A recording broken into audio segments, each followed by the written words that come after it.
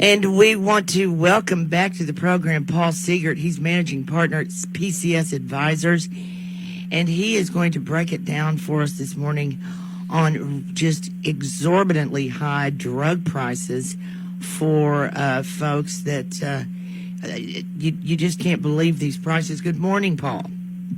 Good morning. How are you all today? Doing well. So there is a news story that's out there. It's NPR and Kaiser Health News talking about a suburban Chicago man who was charged more than $73,000 for 2 doses of a drug to treat his prostate cancer. And you know, the guy was covered by United Healthcare through a COBRA plan, and it's just ridiculous that this medication. What's going on here? This medication's been around a while, I think. Yeah, it's been around since the 1970s, so long since past what you would expect in terms of patent protections.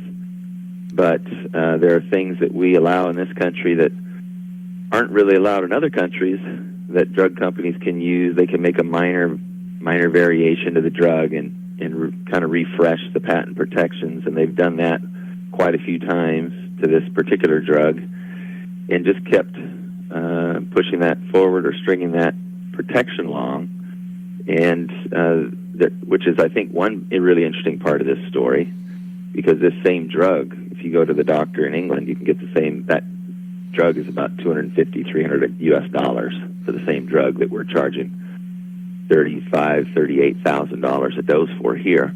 So obviously a huge difference. That's a problem.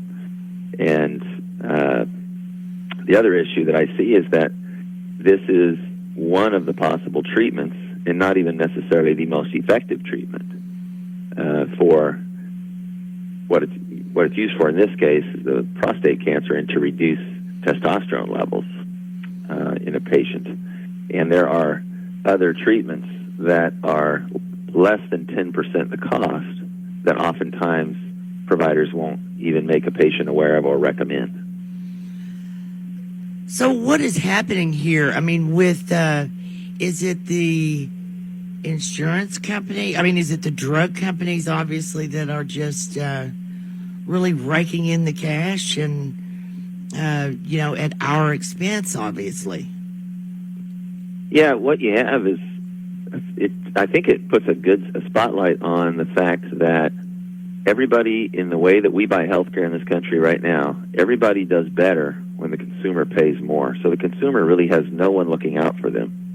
The insurance companies do better, the providers do better, the drug companies do better, but the patient is left out there alone, not doing better. Here we are getting increases in our premiums every year, scratching our head, not really sure why, and it's because of things like this that go on that are not necessary. And when it comes to each of those parties, the drug companies, they of course would rather sell this drug that's $37,000 a dose than a pill that is hundreds of dollars. So you can see their motivation. And then when it comes to the providers, they make a lot of money if they administer these drugs, infusion-type drugs, in office or in facility, versus a pill that you can take on your own at home. So that's where a lot of this is happening, or a lot of the issue is with this particular example, is that these providers are making tens of thousands of dollars each time they administer this treatment. So there's a high incentive, of course, for them to do that versus recommend the pill that was cheaper in this case. And then the insurance companies should be kind of there watching out for the consumer, saying, hey, there's a pill that's cheaper. But we've put them, since the Affordable Care Act kicked in, we put them in this cost-plus model where they do better when costs go up, too. So long as they spend 80 or 85 cents on every dollar they bring in premium on a claim, they can keep the rest. So they would rather see an expensive drug dispensed. So we've created this situation where everybody does better except the patient when costs go up. Well, but isn't it true that over in the UK, I guess, do they have complete socialized medicine there? They do. and I'm not suggesting by any means that that's a better way to do it. They both have their problems. You have two ways to ration healthcare, by price or by line. Over there, you have very long wait times, is the trade-off. So, and it's really unsustainable. The costs are unsustainable in the way that they've got it going, and they recognize that. You have to wait almost 6 months for a referral from a primary care provider to a specialist routinely. You'll have people that will literally wait many months to get life-saving chemotherapy for cancer, and it just grows in their body while they wait, and so on. So we have 65,000 Canadians a year that come across the border to the U.S. to get health care here, surgeries and so on, if they're well off and can afford to, rather than wait in line there. So they all have their issues, and I would still propose we have the best system, but we need to bring free market forces into it. We really don't have free market forces in healthcare right now. When you don't have transparency, and you have stuff like this going on behind the scenes, and the consumer doesn't even find out until after, how do you even operate as a good consumer if you don't know what something costs before you buy it? It'd be like going onto a car lot, picking the car, and then they tell you next month what you're going to have to pay for it. That doesn't make sense. Well, what about this guy, that was charged $73,000 for 2 doses? What would it have been close to that, or at least in dollars in 2010 or so, or even 20 years ago? Would it have been even close to that, or has it just changed that much? No, it's been incredibly inflationary. That's another issue that we have. It's a good point.